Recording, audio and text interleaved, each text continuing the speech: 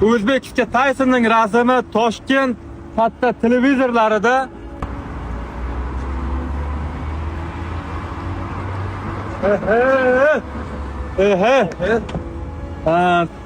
O'zbekiston Taysonning rasmi Toshkent katta televizorlarida ko'ryapsizlar, reklamalar ketyapti akalar. Bu kunda bir vaqtlar hozir havas qilgandim, bir vaqtlar mana shu nima desam bo'lar, yaxshi niyat qilib, qachonlarda mening ham shunaqa rasmdan chiqamagan degan orzu niyatlarim bo'lardi do'stlar. Hozir to'g'risi mana bu Toshkentga o'tib ketayotganimda yo'ldan shunchaki rasmim ko'rib qolib to'xtadi. Hayron qoldim, cho'xta qoldim.